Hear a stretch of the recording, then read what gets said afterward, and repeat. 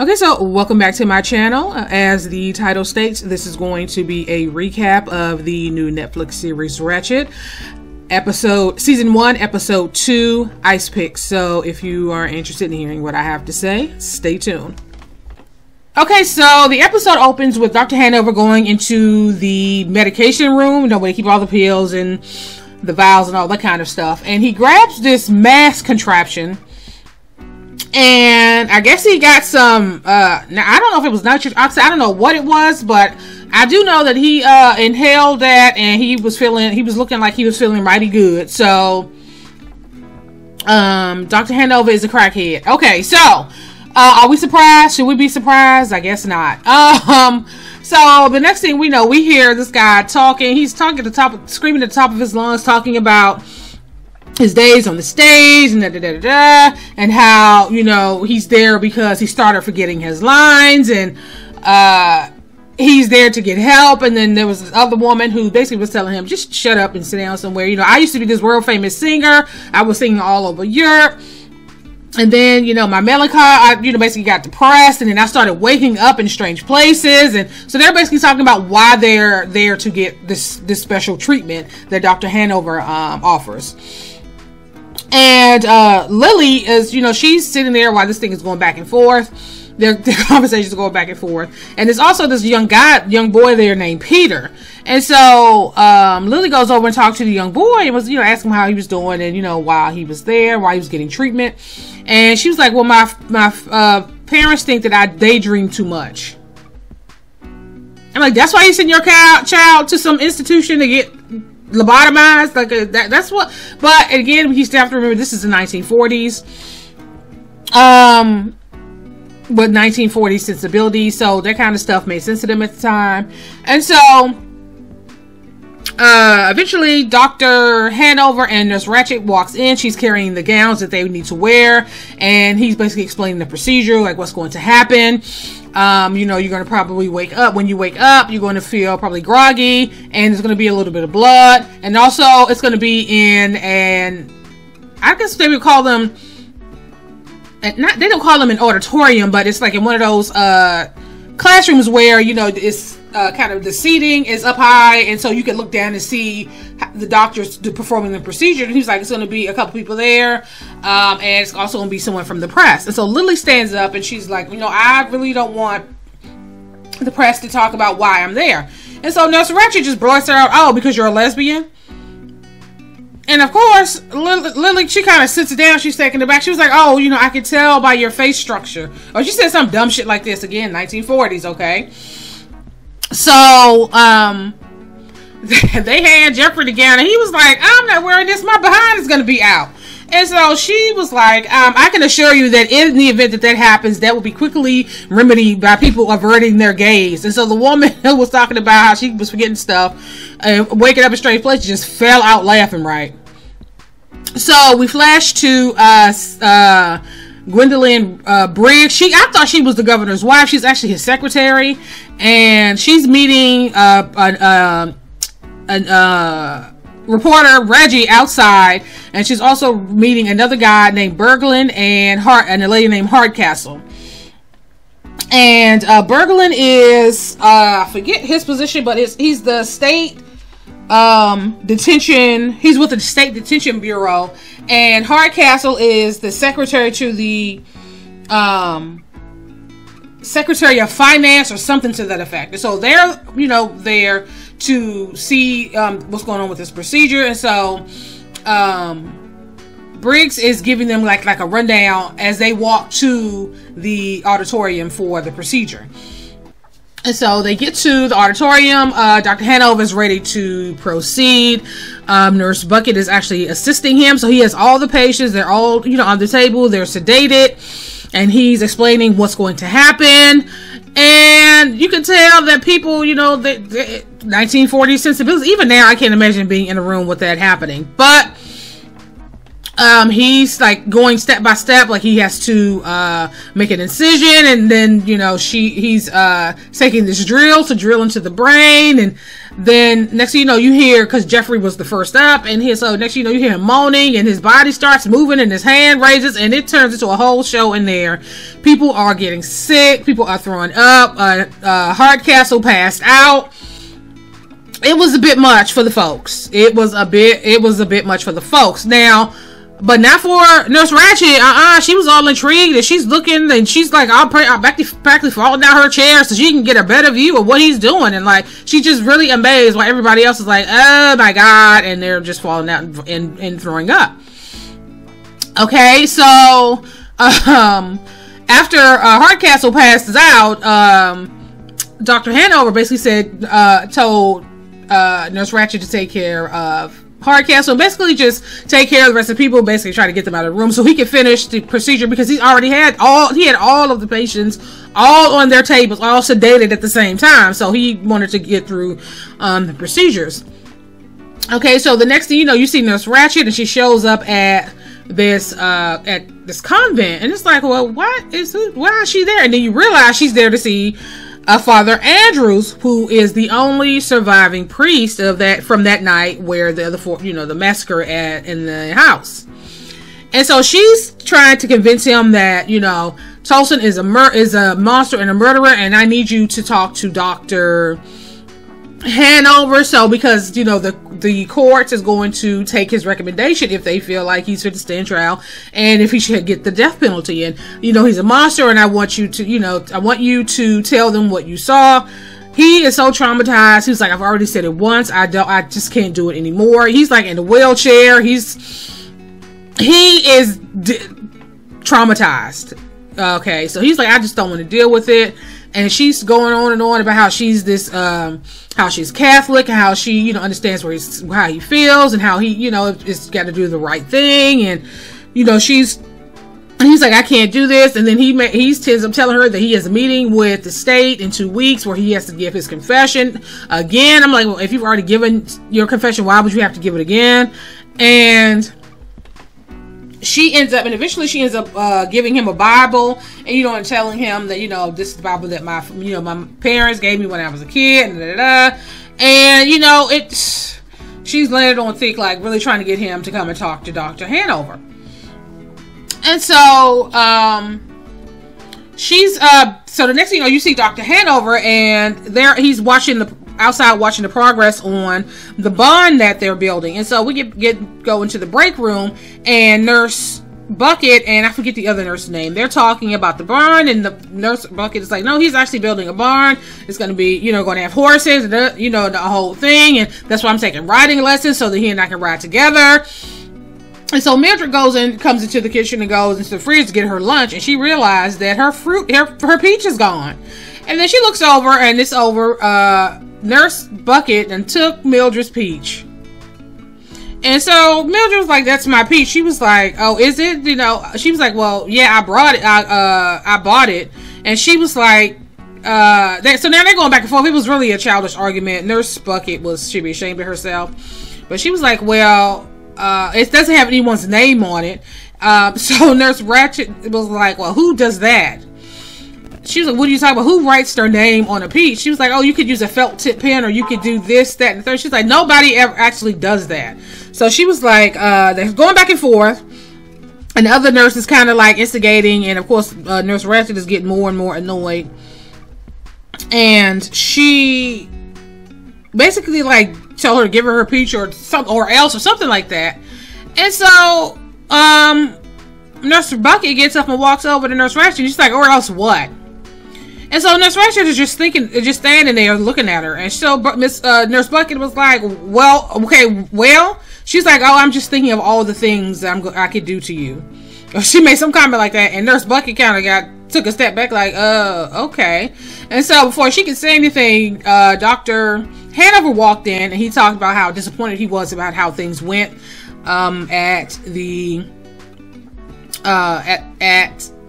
little show and tell they had, and how he has come up with a doing more research, he's decided to go a different route, and he wants them all in the auditorium so that he could, you know, update them on the new procedure. And so instead of going into the brain, he's actually going to go into the, what was it called? The, what is it? What did he call it? Something lobotomy. I can't think of the name of, but he's instead of going through the side of the head, he's going through the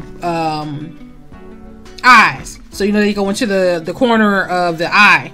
And so he, so while he's doing this, you can see the nurse sitting next to Nurse Mildred. She's getting Nurse Bucket, and she's getting sick, and Nurse Bucket is telling her, just stop, like, the lady is getting sick. And so, surprise, surprise, once he stuck the ice pick in the, and he's using cadavers at this point. So once he stuck the ice pick in the eye and used the hammer, it was actually Nurse Bucket that lost her lunch. And so Mildred was like, oh, and there goes my peach.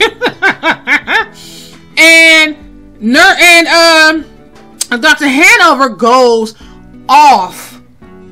smooth off on Nurse Bucket, like, you know, this is ridiculous, I've had it. If you are not, if you don't have the stomach to be professional, you know, then you don't need to be here, then you need to find another line of work. And he threw her out, told her, go empty some bedpans or something. And she was like, of course, taking it back, because you don't know how long, she's an older woman, so I can imagine she's been doing that for a very long time, and she's probably never been spoken to like that in her life. And so to have him do that,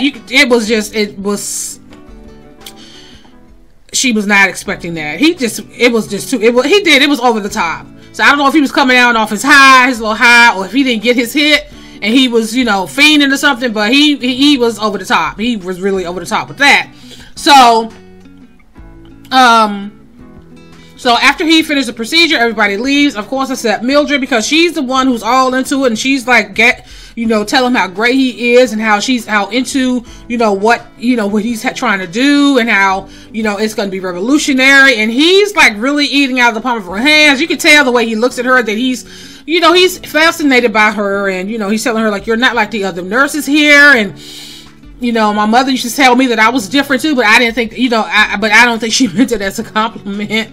But you could tell that he's feeling some kind of way. And she was like, you talk about, that being humane and helping people, and yet at Tolson, he's having to shower, being shackled, and them having to use a hose on him, and it's, that's inhumane. And, basically she's trying to put a, little bug in his head, like, maybe you should think about that. And so the next thing you see her walking down with this bar of soap, and she walks over to his sailor, hands him the soap, and said, well, moving forward, you'll be able to shower just like everybody else, obviously with still armed guard, but you'll be able to do it yourself. And he makes some crass remark about, I kind of like it when they used to wash my bowls or something. And she was like, don't be vulgar. And so so they have their conversation, and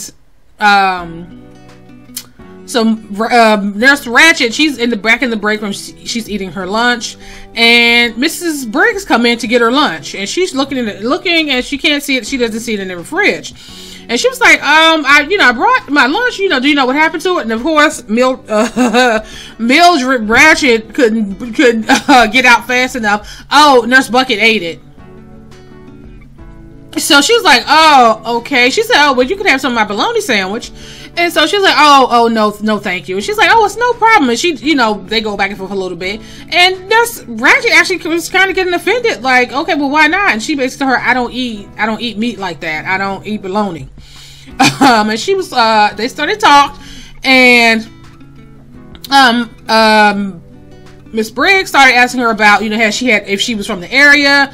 And of course, Nurse Ratched said no. And she was like, well, have you had a chance to see the sights? It's really a beautiful place. And, they start going back and forth. And she was like, oh, no, I haven't had a chance to see it. And so she offered to give her a tour. And it was fine. It was all good, right?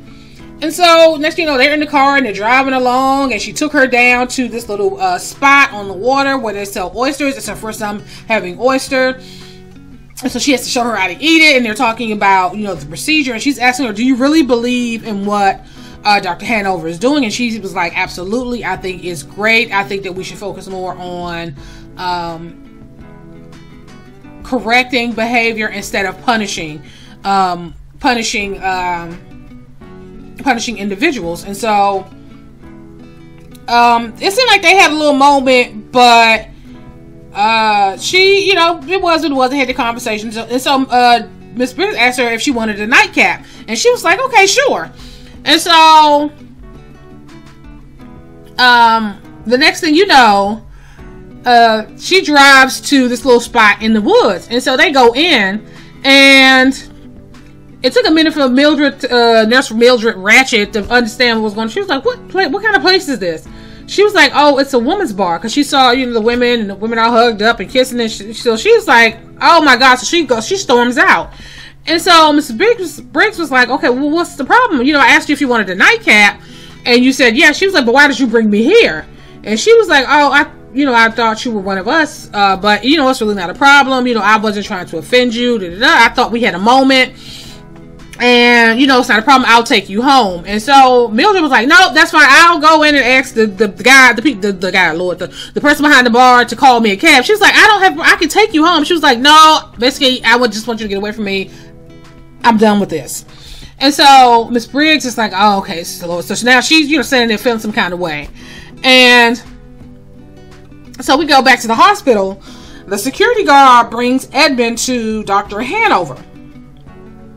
And he's twitching and, you know, acting all weird. And I'm like, wait a minute. He don't act like that when he's in the cell. And so he starts rambling on about how, you know, the people are in his brain and they're changing his thoughts, and how, you know, you guys are saying that I killed these women, but I didn't kill any women, but I guess I did because you guys said you did. And so Dr. Hannah was like, it was actually 4 men you killed, 4 priests you killed. And he's like, well, the people keep telling me, you know, there's, you know, I got radio mouth and all this kind of stuff, right?